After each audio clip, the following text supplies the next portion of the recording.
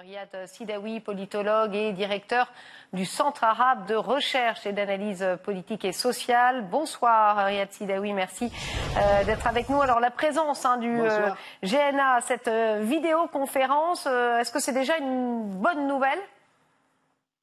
Oui, bon, puisque le problème doit être arabo-arabe, c'est un conflit entre des Libyens. Il y a des traités au sein de la Ligue arabe pour intervenir et protéger un État en difficulté ou un État envahi. Et en Libye, aujourd'hui, on a une armée turque, l'armée turque a envahi militairement la Libye afin d'aider les troupes perdantes. Ce sont les troupes de Fayez Sarraj qui ont perdu plusieurs batailles. Alors, pour changer la donne militaire, l'armée turque est là. L'armée turque, à mon avis, représente l'OTAN. Elle ne peut pas entrer en Libye sans le soutien et le feu vert de Washington, des Américains. La Libye est riche en pétrole, en gaz, donc on ne peut pas l'offrir comme ça aux Turcs.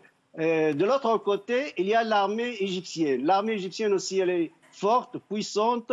Le président égyptien a déclaré devant ses généraux, Sirte, c'est la ligne rouge. Sirte, si les Turcs et les troupes de l'Ouest franchissent Sirte, on va intervenir militairement et massivement. Et c'est une menace directe. Et quand on voit la carte libyenne, on voit que Sirte, cette ville, partage la Libye en deux. La Libye de l'Ouest, la Libye de l'Est. Historiquement, c'est la Cyrénaïque à l'Est, la Tripolitaine à l'Ouest. Il y a aussi le Fezzan dans le Sud. Donc aujourd'hui, la majorité des pays arabes sont en faveur de l'Est, de Khalifa Haftar, de l'armée nationale libyenne, qui se compose en majorité écrasante des ex-officiers et soldats de l'armée de Kadhafi. Ils sont souvent entraînés et ils ont étudié dans les académies militaires de l'Union soviétique.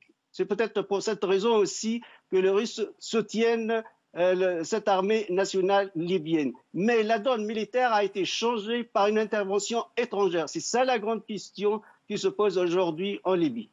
Et l'appel de la Ligue arabe peut-il être entendu selon vous?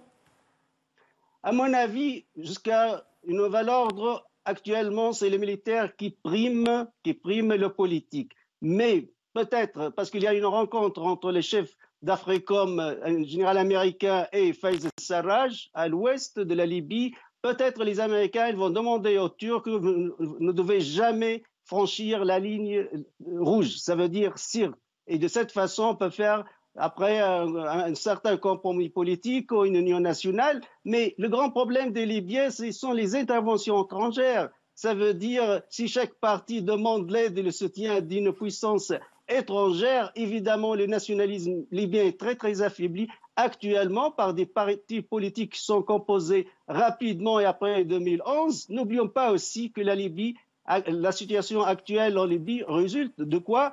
De la situation de 2011, parce que l'OTAN, quand il a frappé la Libye, il a cassé à la fois le régime de Kadhafi, le gouvernement de Kadhafi, mais l'État libyen, ça veut dire son armée nationale, ses services secrets, sa police nationale, d'où un grand vide institutionnel qui a été rempli par des milices souvent extrémistes, souvent même des branches d'Al-Qaïda. La Libye est devenue un bastion aussi des terroristes, que ce soit de Daesh, de Jabhat al-Nusra, d'Al-Qaïda, d'Ansar al-Sharia. Nous savons aujourd'hui qu'avec l'intervention turque aussi, il y a peut-être des centaines ou même des milliers de djihadistes, des terroristes qui viennent de la Syrie via la Turquie. Donc la situation actuelle libyenne menace directement la sécurité en Algérie, la sécurité en Tunisie, la sécurité en Égypte.